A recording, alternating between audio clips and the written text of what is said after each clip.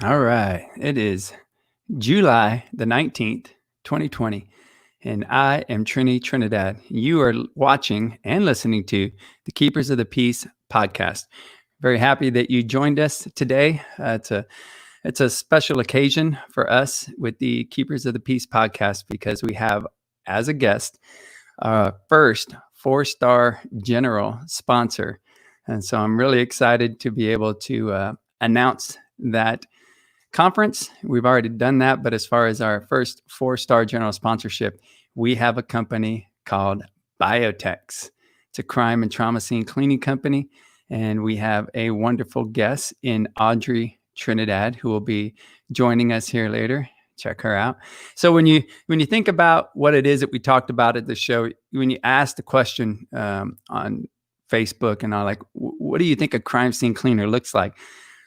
It's funny because she gets comments all the time like, you really do that work? They typically think of a brawny kind of dude, that might end up doing this type of work, but they're right there. That's what a crime scene cleaner looks like. So we're really excited to be able to spread some awareness about this very important industry. I want to thank Mario Garcia for tuning in, and to Paul O. Chavez Jr., man, thank you so much for joining us again, brother. Paul travels all over the country and a big supporter of police softball. And so we really appreciate you, Paul, tuning in. So a little bit about me. I'm Trini Trinidad. I am a retired Air Force veteran. I'm a 23-year law enforcement veteran. I am a 2-time cancer survivor. Very happy to be here. I'm a franchise business owner of a company called BioTechs, who we're highlighting today. And I'm also a nonprofit founder of an organization called Shields for Kids. And this organization is a bunch of police officers that go out in their off-duty time and provide for kids in the community that are in need. We like to emphasize that off-duty status, so that way we kind of take away that stigma of people saying that we're doing what we have to do because we're in uniform. It's a part of our job. So we make it a very big point to be able to go out on our own dime and on our own time, which, by the way, in part comes from you guys out there, your supporters, the public. Thank you so much for supporting us here at Shields for Kids. All right, so we've got Oscar Guajardo. How's it going, brother? How you doing, man? Very happy you're tuning in. Guy from where I grew up, hung out a lot. Albert Sanchez Jr. What's going on, brother? Thank you, sir, for your support. So this, we've got some people that are chiming in now, and I want to make sure I invite you to ask your questions. Here's an opportunity right now to be able to ask your questions. We'll try to get to as many as we can, and ultimately make sure that we spread the information on what it is that the crime and trauma scene cleaning industry does, because it's a wonderful thing. It falls right in line with us as first responders. When we talk about our 4-star general sponsorship, that's for the International Keepers of the Peace First Responders Conference. It's taking place April the 12th through the 14th in 2021 here in San Antonio, Texas. It'll be happening down at the beautiful Hyatt Regency off the Riverwalk. It is a badass conference with badass breakout sessions for police, fire, military, and EMTs. We've got a really neat program. This is something that I don't know anything that's anything close to what this is going to be providing for our first responders. And the goal is to be able to give these first responders a way of thinking outside of their own way of thinking, to be able to handle the challenges that come with everyday life, along with the responsibilities and sometimes taxing responsibilities of what it is that we do as first responders. Very happy because we have Travis Howes. We just signed him. He is the author of Create Your Own Light. Travis is a former veteran, military veteran, police officer, and firefighter. And if anyone is interested in grabbing his book, you can do that on Amazon. But I also am going to be giving one away today. So you can get your own copy of this book. It's a wonderful book. This guy's gone through a lot of experiences and has definitely had to work on his mental health to be able to get through these experiences, and ultimately found his therapy through comedy. So we're also going to have him come back after he gives a presentation at the conference, and he's going to be holding a comedy show. afterwards. He's a funny dude, man, and it's cool because he hits on all three of them: military, fire, and police, because he can. He's been all three. So yeah, man, we're excited to have Travis. Kathy, thank you for joining us. And she is from DFW. She's a franchisee over in Dallas. And Zuma Casillas, that's what I'm talking about. Hola. So what we're going to do is we're going to touch on the subject matter. Of course, these crime and trauma scene cleaning industry. But one thing I do want to talk to you guys about first. There was a warning that we put out because we will be showing some pictures that are important to be able to bring home the seriousness of what it is that BioTechs does and that the crime and trauma scene cleaning industry does for the community. We also are going to be touching on some subject matters that can be difficult. If you experience loss in your life in some sort of a traumatic way, or some of these topics maybe will be a little bit too sensitive, I really want to be able to emphasize that this show we will be discussing these tough topics, and we will be showing some scenes to drive home the point of how important it is that families are not experiencing the task of going in after a loved one and having to either clean up after the loss of a loved one, or ultimately have to go in and regardless of whether it's a family member or not, just to see anything like this is just not normal. So what I want to do is I want to be able to show a video that's going to highlight what it is that this company does, and I think it'll speak more than what I can on it.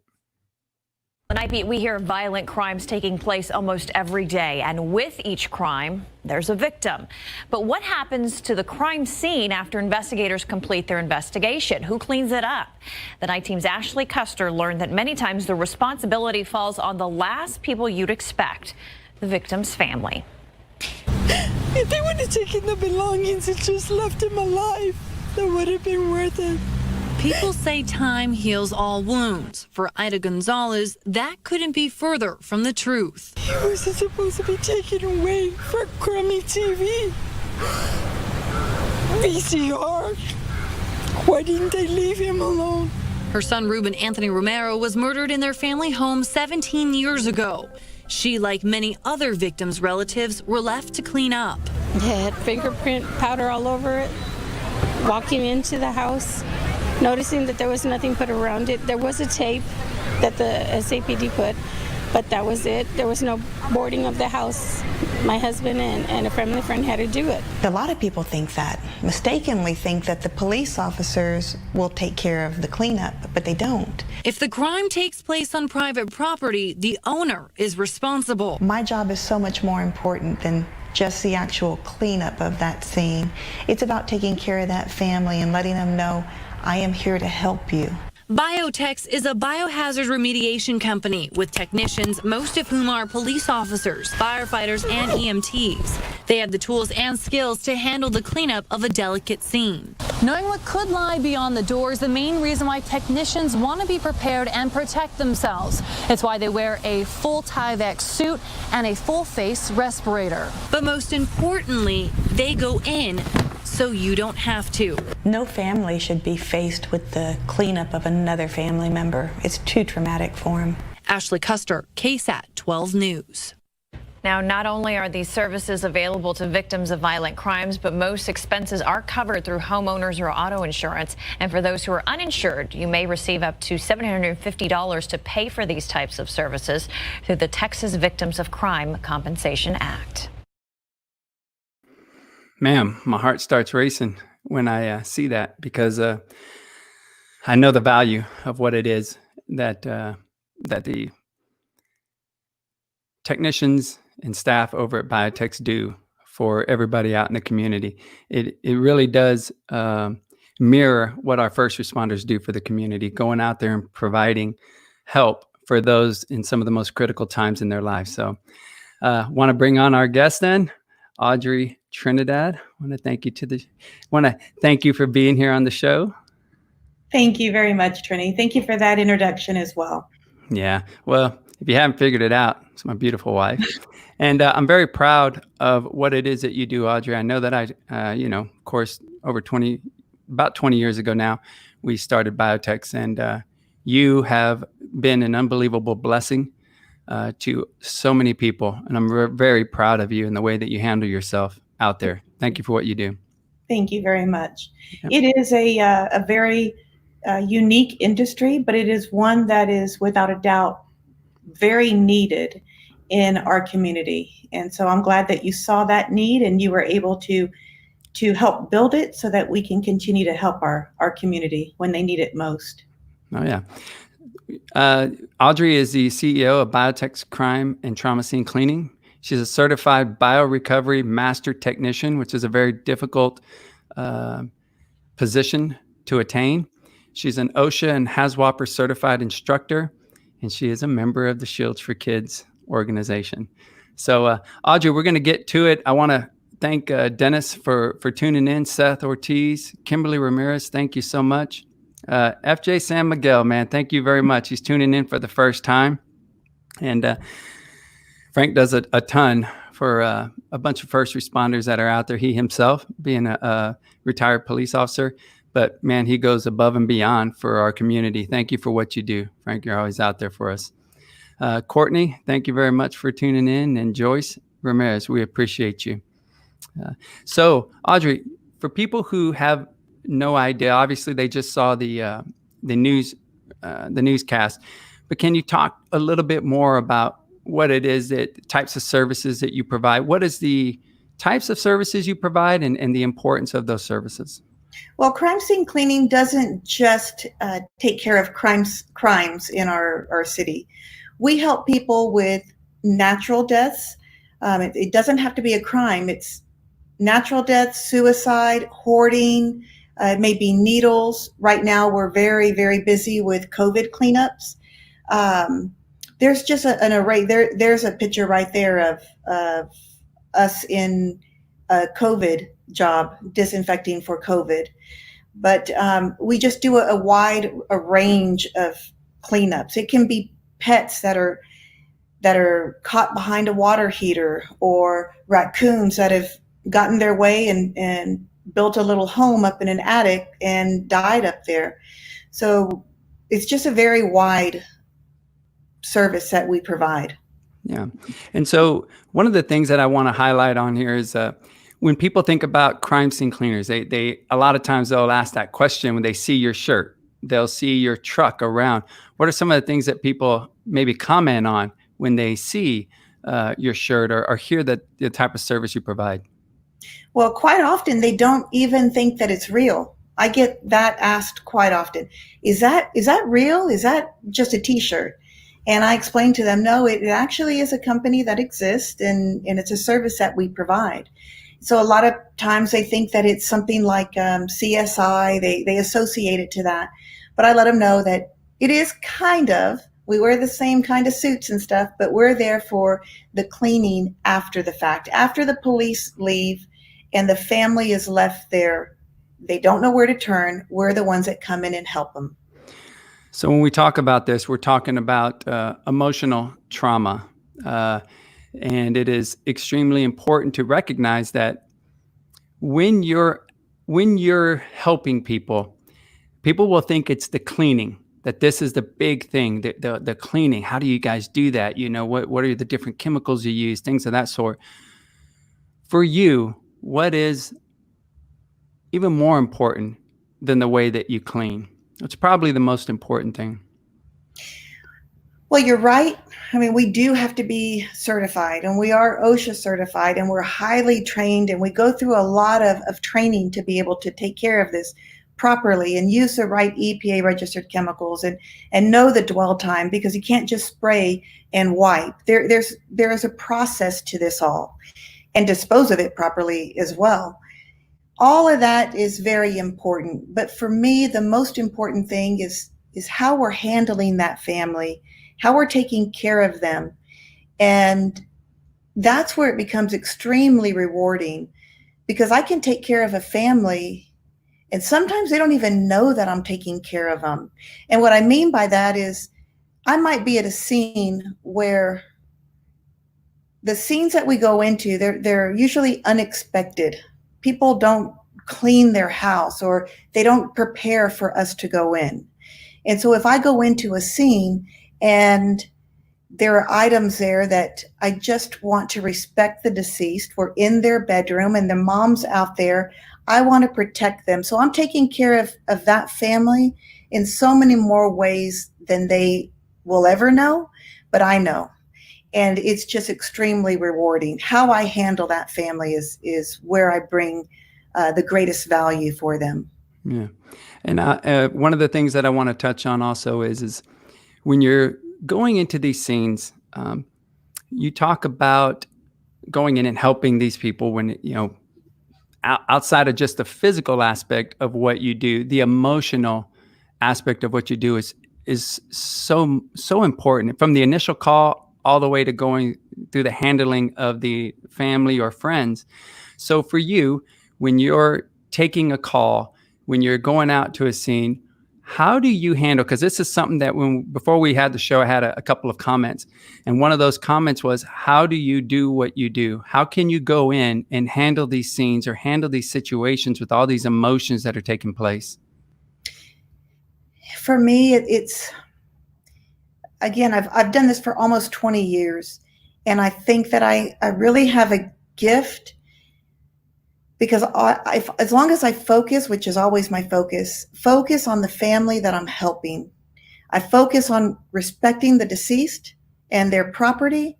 But if I go in there thinking I'm going to see this homicide or suicide or even an unattended death where they have been unattended for 2 weeks and decomposed, I want to go in there and see it so that the children that are outside of the house waiting for me to go in and assess and let them know what needs to be done, they can remember their father the way they remember their father. I don't want them to see what I go in and see. It's hard for anybody to see that. It's not a normal thing for people to see. But I think about, I will see it for you. And I'm able to turn that on and go in there, take care of what we need to take care of, find the things that they're usually asking for, a wallet or keys or important documents, retrieve what they need to, and then I turn it off, and I feel good when I leave, because I'm doing a great service, not only with respecting that family that lost their loved one, but also for that loved one, whether they are physically there or not. I know how we're respecting them. Yeah. This is what sometimes I think that, over the years you've been asked questions like, well, why wouldn't I hire a regular cleaning company to come in and to provide this type of service? Why do I need to call you? What makes you different from other people? And I think this is important for people out there, because one thing I want to stress to people is I think the value of what we're doing right now is we hope that we never have to help anyone that's watching this show. But what we have experienced is that people can turn to you, and a situation takes place in your family or for a friend, and they don't know who to turn to. And by seeing a show like this, they become aware that this industry exists. And so for us, I think that that's the biggest thing, is being able to bring awareness to what it is that our industry does and what the differences are. Can you touch on what the differences are between a typical type of cleaning service that maybe cleans houses or buildings, for maybe make ready, things of that sort, and a crime and trauma scene cleaning company? Well, this is what we specialize in, and they are two very, very different kinds of cleaning services. Biohazard cleaning services, because we are a biohazard cleaning company. And I don't really like to use that terminology, because I don't want to walk into a scene and treat somebody's family member as if their fluids are biohazard. But I have to follow OSHA and CDC guidelines, and I have to assume that they're infectious. And so we wear the proper gear. Some of the janitorial companies, they are not properly trained. They don't have the proper equipment. They don't have the proper tools. because there are a lot of specialty tools. Some of our equipment for COVID, I've spent thousands and thousands of dollars because I want to use the right equipment when I'm treating these offices or homes or restaurants. So it's the training, the personal protective equipment, and the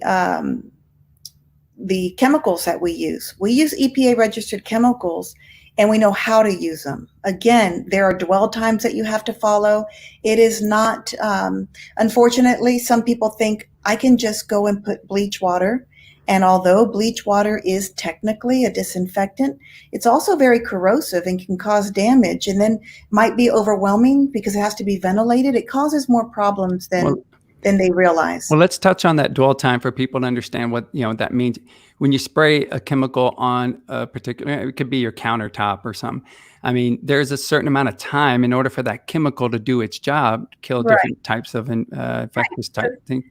Because the diseases are like HIV is extremely fragile.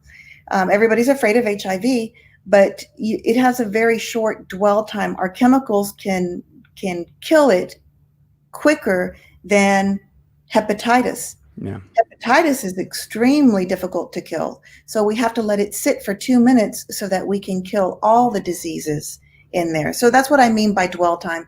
You can't spray and wipe. You have to spray. The dwell time is the amount of time that the chemicals have to stay there, and then you've got to wipe again. But this is all a part of that training, that knowledge. And we're also talking about exposing people who shouldn't be exposed to these scenes. Typical custodian type people, they're not trained, they're not prepared for those types of things. So all of these things are very important. I think a lot about the mental health of the people that are involved.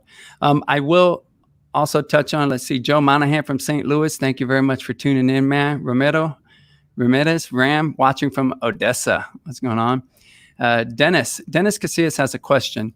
He wants to know, what's the average time when law enforcement turns or clears a crime scene and BioTechs takes over and begins cleanup? Are families displaced during that cleanup, or does insurance cover them being displaced? I think those are really good questions. They are very good questions. Okay, so how long after law enforcement? And that really just depends on how quickly they call us. I have been called to several scenes where I am there while the law enforcement is still processing that scene. So we take a step back, we wait until they're done, because we have to wait for the police officers to finish all their investigating. And once they're done, and once the coroner's office has removed the deceased, then we can go in and provide our service. So it can vary anytime from immediately after they leave to sometimes it might be an hour, it can be 30 minutes, and it might be the next day when somebody calls us. They're in shock and they're still trying to figure out other things. It might take a next day before they call us. So that answers the time. Yeah. Are families displaced during this cleanup? Sometimes they are, depending on the severity of the scene. And if they are, depending on their policy and how it's written, they will, most of the time, the insurance covers it under one claim. They cover our service. They cover any of the repairs that need to be done, because sometimes we're removing carpet or baseboard or sheetrock or contents. So depending on how their policy is written, they'll cover all of that, and they'll allow them to get a hotel while we provide our service. Yeah, so those are great questions. And I think it is important. People don't know. They think that, it's just out-of-pocket expenses, but homeowners insurance, renters insurance, and then there's also an act here in Texas. I don't know if it's in other states, but a lot of people don't know about this act. Can you tell them about that? I'm glad you brought that up. Yes. A lot of people, again, don't realize that our service is most often covered through homeowners or renters or automobile insurance, because there are a lot of scenes that occur in vehicles as well. So I think that it's great that they allow that, that we're able to do that, because we want the family to focus on other pressing matters and we can handle this for them. But what were you asking me? Well, he was just asking if insurance covers it, but he was also asking about, I was letting you know about the Victims of Crime Compensation Act. Now, listen, I want to make sure people understand this. the reason that it's important to talk about all of this isn't a commercial. This isn't a sit here and tell you all of the reasons why you should call BioTechs.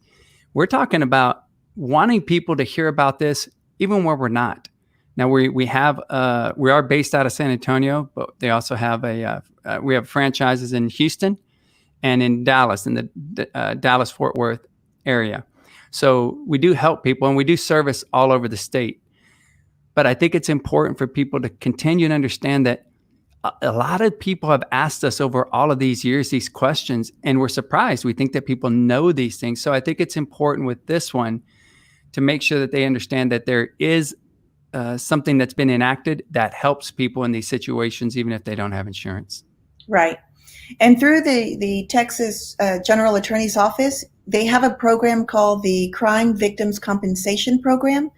And you can go online and apply if you're a family of or the victim of a crime. And they have wonderful benefits for that family. They help with not only our service, they will pay up to $2,250 towards crime scene cleaning, but they help with funeral costs, they help with medical bills, they help with if you're out of work for a while. They just help with a wide variety. Counseling.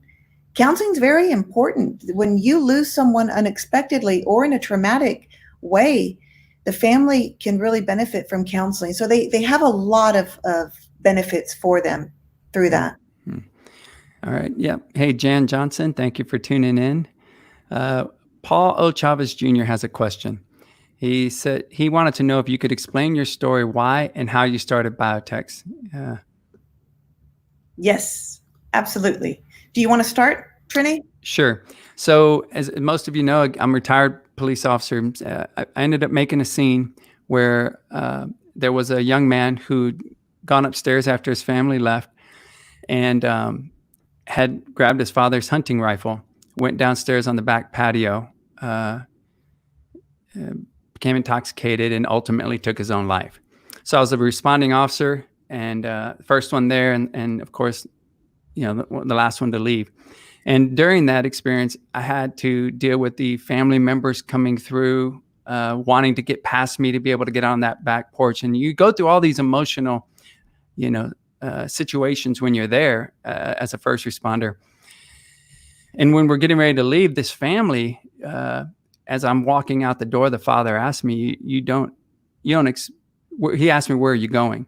And I said, well, sir, we've exhausted, all of our services, all that we can do. And he said, you don't expect me to go out and clean after my son, do you? And it was very difficult for me, Paul, because as a police officer, we're trained to have answers for people. And if we don't have those answers, we need to find those answers for them. And I didn't have an answer for them. At the time, I didn't know that anyone even performed these types of services. So it really stuck with me. It really got to me. And it only took a few months, and we saw a person out of New York who were performing these types of services. He was a retired EMT. And I called him up and I explained my situation. I explained what I had gone through and what I felt like. What I mean by go through is I didn't have an answer for these people, and it was really bothering me. And here I find him, and he's performing these types of services. He allowed me to go up to New York. I spent a week with him up there, came back down, got some training, ultimately created BioTechs. So that's how we started. It came from a place of wanting to provide for people, wanting to continue to provide that service. Proud of my service to my country, proud of my service to my community as a police officer, and wanted to continue that service through helping people such as through BioTechs. So that's how we got started. But I'm the one. Go ahead. I was going to say, I think that, Paul, it's a great question because a lot of people ask that. But I think it was a good fit for my husband, who has that law enforcement background and saw the need.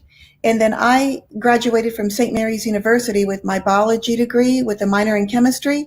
And it was just a good fit for us. I could see, he asked me, do you think you can do this? And I told him at the beginning, I really don't know. I don't know. And he told me, focus on the people that you're going to help. And that, it just changed everything for me. I've always been able to focus on that family and go in there and do it. And so I thank him all the time because I did not realize how rewarding it would be when I first started. I thought we were just going in and helping right then, but it is so much more impactful than that. So I'm very grateful. It used to be difficult when people asked me what I did, and they were going around the room talking about, oh, what do you do? What do you do? What do you do? And then it comes to me and it's like, I provide crime and trauma scene cleaning services. And the reason it was difficult is because I got people that would say, "Ooh, you do what?" Ooh, I mean, physically recoil and look at me like that.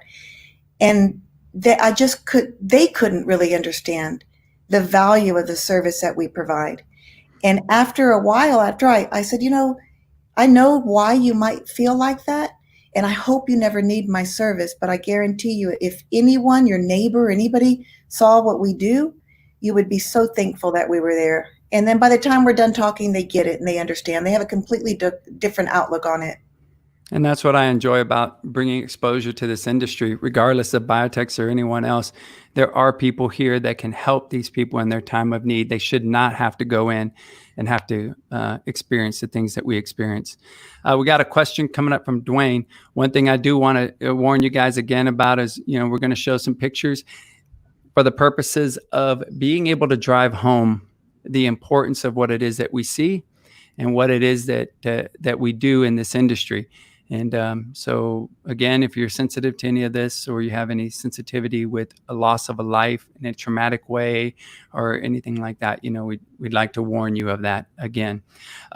So we talk about scenes, Audrey. One of the things that ties in with, I know you handle homicides, suicides, unattended deaths, where maybe somebody who lives alone, maybe who's older and passes and people don't know that they're there. You've handled situations like this before. I think we have an example of a scene of a person, what happens when you die? You end up going through a decomposition type phase. Can you touch on that briefly? And then we're going to show an example of what it is that you would go in and see in a situation like this. So yes, when we all die, our body starts to break down. And when we do, there are gases that build up, and it eventually pushes some of that fluid out of all of our orifices. And as that breakdown continues, there are liquids that are, yes, bodily fluids that are dark, and it looks kind of like blood, like a dark blood, but it has a very malodor and it's very distinct. If you ever smell that, there's nothing else that compares to it. People know what that smell is. And so if we go up to a scene where there are flies on the windows, we know, sometimes we can smell it just parking outside on the street. There have been scenes where you can smell it that far away. And so those are difficult to go into because we know what we're dealing with.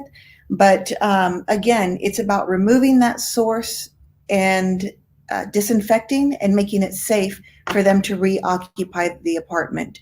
I think that you have a photo there. Yes.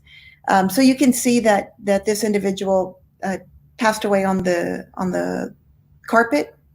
And this is something that's very typical for us to go in. We have to remove the carpet and box it properly and dispose of it properly. This is not a really bad scene. From my experience, this wouldn't be one of the ones that would take us. Sometimes these scenes can take us 2 weeks to complete because they are severe. And severe meaning there's a lot of fluid everywhere. And because the flies come in and they land in the fluid, they use it as a source of food, and they spread that contamination throughout the house. And I definitely want to clarify that when we're talking about scenes and types of scenes and severity, we're coming from a working perspective of a crime scene cleaner. You're tuning into this show to find out about the industry, about who works it, the experiences that they have. I want to make sure we emphasize that this is from a working perspective. Not minimizing any loss of life or any situation like this. I want to clarify that. So that is an example of one scene. People will ask you, Audrey, and I'm going to get to Dwayne's question really quickly. At a major crime scene such as a murder in a home, does the police department personnel on the scene prevent family from entering after the scene is complete? And how does this family know to contact you? Does the police personnel at least know to offer your services? So does the police personnel at the scene prevent family from entering after? No, they don't. Well, at least in my experience, quite often the family, they have the keys and they can be inside the property. Most often they're not. They don't want to be in there. So when I meet them, we're usually meeting in the driveway outside the property somewhere. They have the keys, and I let them know that I'll go in for them. I'll get whatever it is that they need. But they do have access, because once the police release the scene, they do have access. There are some families with good intentions, neighbors with good intentions, that say, let me go in, I will clean. But they don't know what they're up against. They don't know how powerful some of these weapons are, where to look. I'm speaking to you from a crime scene cleaner's point of view, what I go in and what I see. So some of the things that we see are not, you might find skull fragments in another room. I know to look in other rooms. Somebody else might not. They might think that it's just that little area and they never look up at the ceiling. So we know what we're looking for. And so I'm glad that most of the time they don't go in. They allow us to go in first, the family, because I don't want them to, really. They can walk into a very traumatic scene. And that is one of the biggest aspects, is, again, that mental health. You can't unsee what you see. And I know the desire to go in and to want to, to try to help. You got your loved one in there, you got a friend, and but we try very hard to explain, where that's a part of the service we provide, is to take that from them so they don't have to experience that, and they can also press on to other matters that they have going on. So he asked, as a police personnel at least to know to offer your services. I think that that's a big challenge for us, is trying to get, a lot of officers have, I'll speak on this briefly, is we have a lot of tools in our tool belt. Joe Smarrow's listening in. Joe, thank you very much for listening in. And I really appreciate, what you and Jesse and the whole mental health unit does for not only the citizens, but also for the officers on the department. But you talk about mental health, and man, that's a huge part of what we're doing, man. Is that mental health and protecting these people. And that's what you're doing for somebody when you're able to know that a service like ours exists. So that to get to Dwayne's question, it's a big challenge to try to get to these first responders, because it's not just police officers, it's firemen, EMT, and it's any first responder that can come onto a scene that wants to help these families. It's a big challenge for us. A lot of them do. They will let the family know. We were at a scene last week where they said, you're going to need a professional to come in here before you come in here. It's a scene that needs to be handled professionally. And so the family asked him, well, who do we call? And they told him, you can call crime scene cleaners. A company that provides crime scene cleanup can help you. And so they Googled us and found us, and we were there to help them. And I think that's the big thing, is, again, going back to what we first talked about. I know the professionalism we display. I know the compassion that we display. I know the thoroughness. But in the end, as long as we can get these first responders, and that's going to be a great part of being a part of this Keepers of the Peace conference, is bringing awareness to these first responders that our industry exists and that we're here to help. It's another tool in your tool belt to be able to help the community, and that's what we're there to provide. So, Dwayne, thank you very much for that. I know we're going to get to a few more questions. Rick Bonda, thank you very much for tuning in, brother. We're going to get to a couple more questions. One of the questions that came in was, Rick says, have you been to a crime scene that has disturbed you in any way? So I think that this is a lead-in to what you were talking about before we came onto the air. And this, again, I'm going to advise, people to be able to use caution, before proceeding, if there's a sensitivity. to these scenes or to these topics. So Audrey, people will ask you, what are some of the scenes that have, you get asked that question, what's some of the worst scenes you've been to, things of that sort. Can you touch on those what you were telling me before? Again, with the most respect for every family that we've ever helped, because it is, I do mean that when I say that, but there are some scenes that will stick out and stick with me forever. So when people ask me that, I think that they think that one of the most violent or most graphic scenes, I think that you may have a photo, honey, or Trini, that you want to bring up. This is a photo of a homicide, a violent homicide, and we tried to make it a little bit not as be more sensitive by making it black and white, but this was a very violent homicide. And somebody may look at that and say, okay, that's something that really is going to stick out. And it does, I do remember it, but it's not so much those scenes that will always be the ones that really weigh so heavy on my heart in a different way. And what I'm referring to is whenever I'm dealing with a scene where children are involved, whenever that occurs, because I've done several scenes where the children is shot and killed, the children are, or a child is in the home when an act of violence is occurring. And that is horrific. One thing we're going to talk about with that is you're going to see this situation here. And one thing I want to clarify as we go any further is, these scenes we pull from different databases. So this is situations we have handled, but from different cities, different times, things of that sort. Audrey, can you explain why this one stuck out in your mind? Because other people might see the blood that is throughout that house because a wife was beaten to death by her husband. But it affected me, and because of the hole in the door. And that hole in the door was created by a young child.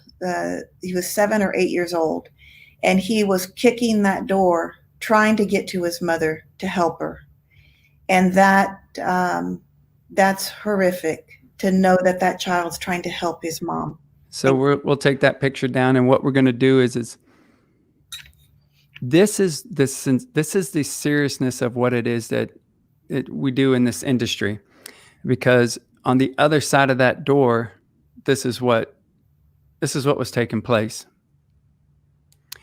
You can see the struggle, because that child was trying to get in to its parent on the other side. And when you see things like this, and you realize that family members or friends are going to have to go in, if they had no idea that a company like BioTechs existed, they would have to go in and be exposed to this.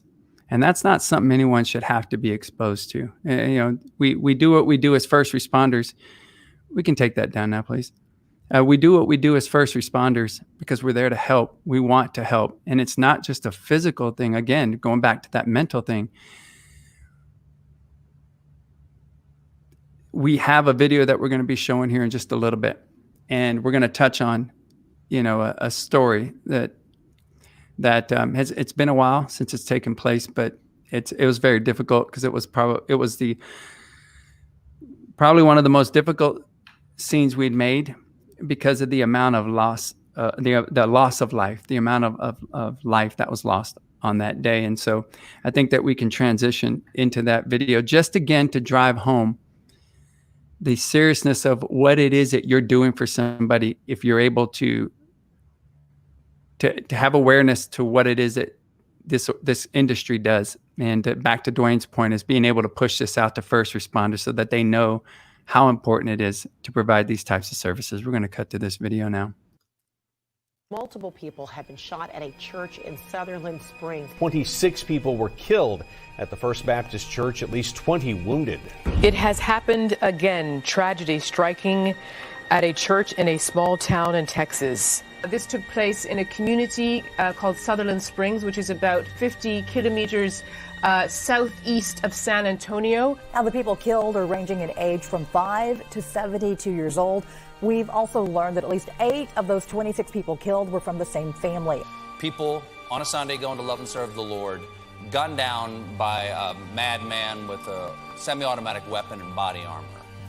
Today's shooting is the deadliest church shooting in almost 20 years and one of the worst in U.S. history. Yes, sir. Okay, good.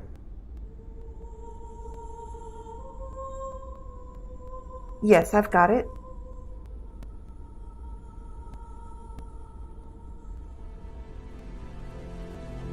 Okay, very good. And I'll look for you and you'll be my point of contact. As soon as I get there, I'll let you know. Yes, sir. I'll see you in the morning. Thank you. Bye-bye. We all knew of the tragedy and followed it on the news for days. We all knew someone would get the call to help with the cleanup. Once we finally did get the call, we knew we were the right ones for the task, as we are compassionate professionals with firemen and police officers, and we are mothers, fathers, husbands, wives, daughters, and sons. We knew that not only were we the right ones for the job, but that our 16 years of experience would help pull us through the challenging task of completing the job within 48 hours so that the heavenly memorial could be given back to the church. Although we were stepping into uncharted territories, we mentally prepared for what we were about to walk into. With our hearts in it and our focus on the church, the loved ones, and the community as a whole, we worked tirelessly to meet the request of the church. With over 18,000 visitors to the memorial and over 1,000 on Thanksgiving Day alone, I have never felt the impact of our services as I did when I went back to the memorial on the following Sunday with my family and saw all the people in line and watched as one by one they entered into the memorial. BioTech's slogan is, "We are here so the healing can begin." And that's exactly what we did on that Thursday and Friday in Sutherland Springs. I've never been more proud of my profession, nor seen the impact that our services had, not only on the church, but our entire nation as a whole.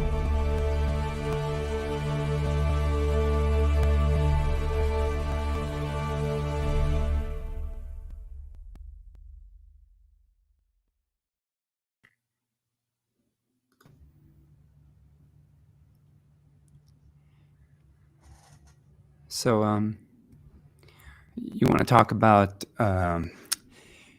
finding, a purpose in your life that stands out, that makes you feel like what you're bringing to this world makes a difference.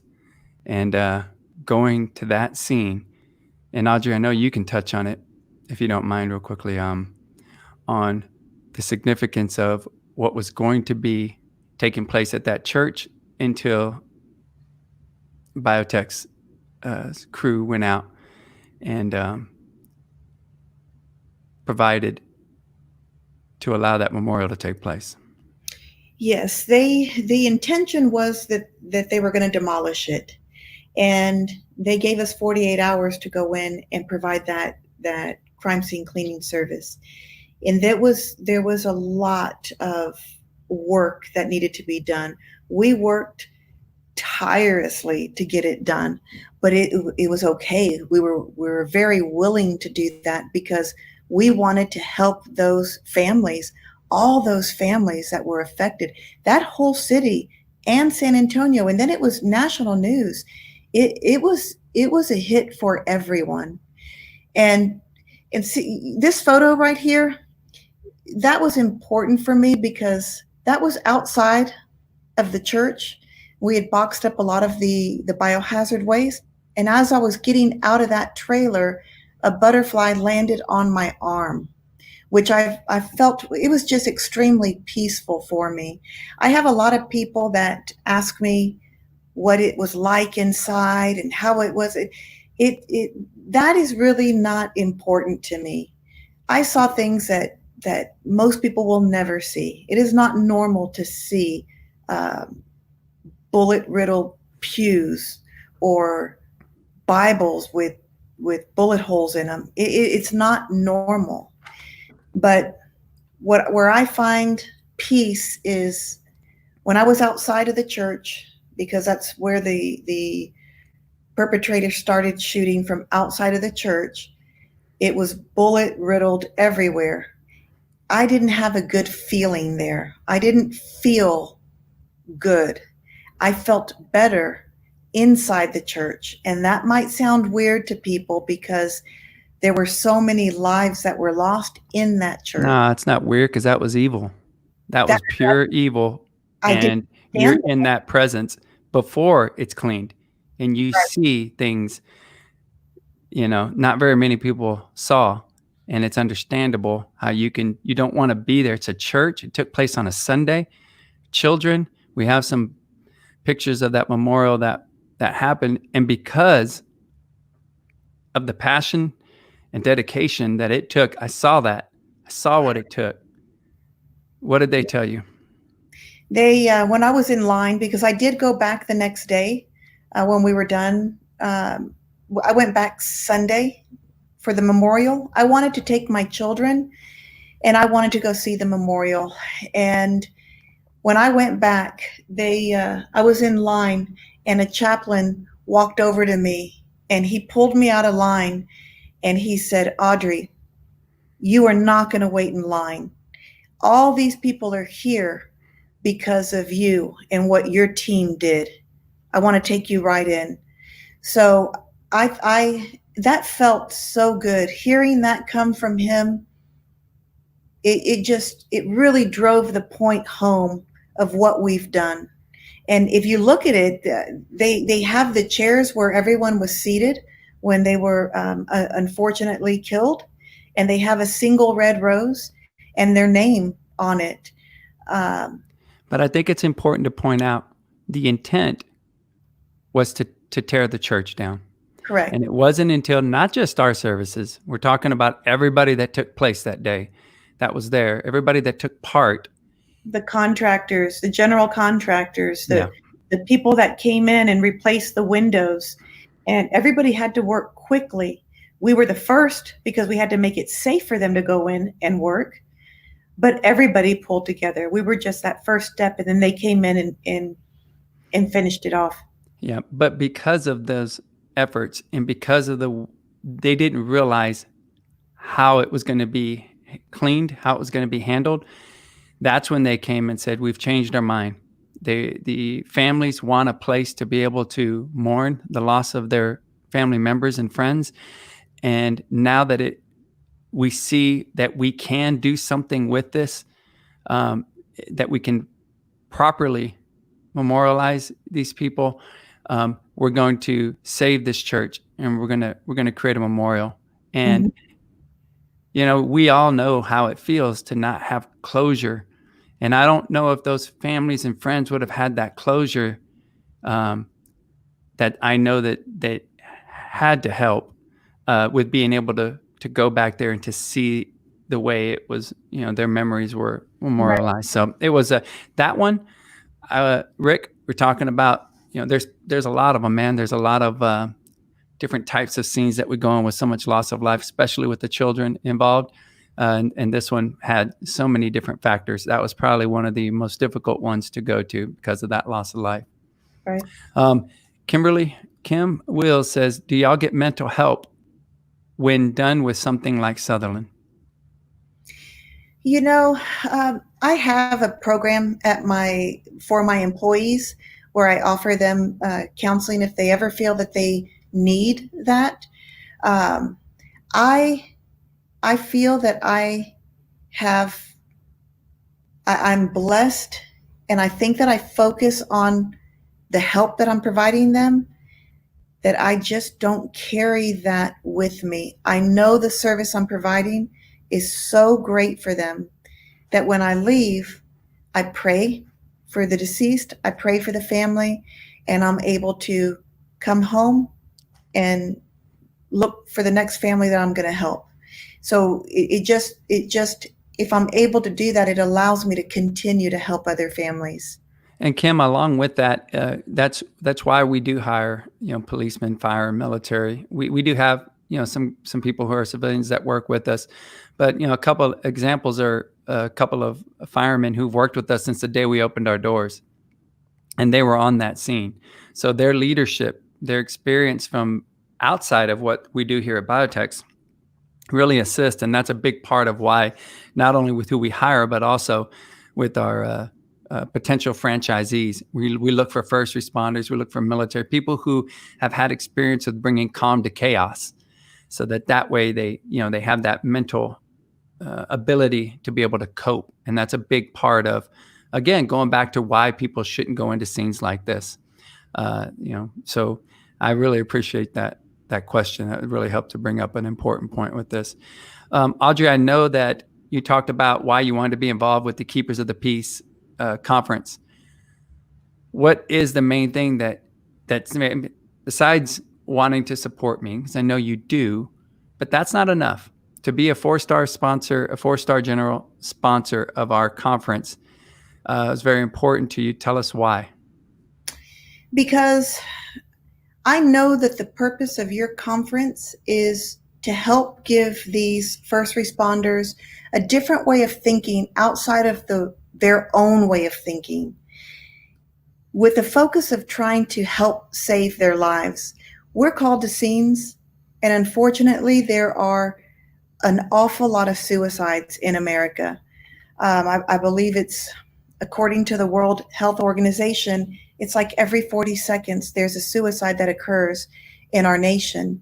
And I am called to those all too often. And all too often, it's a veteran that I'm helping, a law enforcement officer. And I don't want to help after the fact only. I'm glad that I'm there to help their family, but I want to help prevent. And that's what you're focused on with this conference. And so anytime that I'm able to help prevent that, I'm gonna support that. And I want to support that because I believe it will save lives. And I'm looking to help you do that. Yeah, it's a very important part of, even with me, with my 2 bouts of cancer, it was extremely difficult to be able to have a way of thinking outside of my own way of thinking. I reached out through videos to Alan Watts, reached out, Les Brown, these different ways of thinking that would allow me to handle this stressful time, our stressful time with our family. And that's what I believe these first responders need, man. A lot of times we concentrate so much on having answers for everyone else, and we don't really get the opportunity or learn how to come up with answers for ourselves. And there's a lot of pride involved with being a first responder, and sometimes asking just isn't as easy as you would think. And so it is extremely important, and I'm very happy that you're willing to support. You don't have to do what you're doing. And I know that. And I know it. Nobody else may get it, but I know you don't have to do what you're doing. And I truly am grateful, because I know for a fact we're going to save some lives with this conference. That's a part of our legacy. These first responders are there helping our community every day, and it goes unseen, or they're not thanked, or they're not made to feel the gratitude, especially right now. And so I want to be able to support, because they're very important to me, and we wouldn't be able to have this podcast if we didn't have the freedoms that we have. Yep. Very cool. All right. Let's see. Laura says, yes, to advocate, educate, and advance. Thank you both for your professionalism to such a sensitive industry. Laura, thank you so much. You have helped us, when it comes to Shields for Kids. the guys out at the softball fields and all that came together and helped us with Shields for Kids, just giving back to our community and helping. But in this way, I get to do something that's very important to me, and that's, my brothers have taken care of me, my brothers and sisters. They've been my keeper for so long, and now I get an opportunity to keep them, to help them, and I'm really excited for it. So thank you very much. We do try do that mental health to kind of like first responders do. We make sure that we have an opportunity to talk to each other, hang out. And we got a little picture of Linda, who works with us, who was walking up after loading up a vehicle and decided she wanted to pose for a fun little picture outside. So we try to keep it light when we're not at a scene. Yeah. And without Linda there, it'd be difficult. She's awesome. She's an awesome service to our community. So Audrey, any last words that you want to share with anybody? I just want to let everyone know this is for Keepers of the Peace. This is, if you're interested in our line of work, it is a very rewarding industry. And if anybody has questions, you can reach out to BioTechs at BioTechs Online. There's info at BioTechs Online, and I can still answer questions if yours wasn't answered or if you're thinking of something else. But and if you do feel like this is something that you're able to do, you feel like it's something that you think fits with not only what you want to do for others, but also mentally, if you've got that ability to be able to handle, you know what it takes now to a degree. Audrey, you are offering franchises throughout the nation now? Correct. We're franchising, and a lot of people ask, how much does it cost? So I can get into those details, but to give you a rough idea, our franchise fee is $40,000, and it takes about it's about an investment of about $93,000 to maybe about $105,000 that will get you up and running and out the door. Yeah. So if you are curious about that, you can look up on BioTechs Online. That's where you'll be able to find out about BioTechs. But in the end, I do want to stress this is about educating the community so that they understand that an organization or an industry like ours exists. I want to thank everybody who's been involved with BioTechs throughout all these years, because we definitely have been such an impactful organization for so many people here in our community, and now in Houston with David and Roxanne Morales, and in Dallas with Jesse and Kathy Salazar. They are doing the same thing out there and just really helping people in some of the most critical times in their lives. So Audrey, I want to thank you so much for joining me today on the show, and thank you so much for everything that you do for us. If you're interested, also you want to talk, Audrey, we good? Yes. All right. I love your earrings, by the way. Thank you, Trini. And I love you. All right. So got a little cheesy. I do what I got to do, man. Come on. It's my wife. I love her. So I want to be able to let you know that if you're interested in more content, if you can go to our YouTube channel, it's Audrey Trinidad. On YouTube, there is you can put in my name, you can go to the filter, hit the channel, come up on my vacation photo. I was in Puerto Rico, I think. You can subscribe to the channel. You hit that notification bell. Hit that top notification bell so you get all of the notifications. If you go, you comment, you share, you're going to get an opportunity to win this Chris Vector. You can check out this gun. It's a really unique gun. Never been fired. And so please let us know that you went to the channel, you subscribed, leave a comment. And we really appreciate your support. Thank you so much. Don't forget about our International Keepers of the Peace First Responders Conference, April the 12th through the 14th. If you're interested in a sponsorship, please visit our site at keepersofthepeace.com. You'll be able to see sponsorship opportunities there. If you're interested in speaking, you feel like you have a message that you can help these first responders, please reach out to us. And like I said, get a chance to win that Chris Vector if you subscribe to the channel. Thank you so much for tuning in. I hope this was provided you with a wealth of information, and that we can help some people who are in their time of need. This is Trinidad signing off. And don't forget, I got your 6.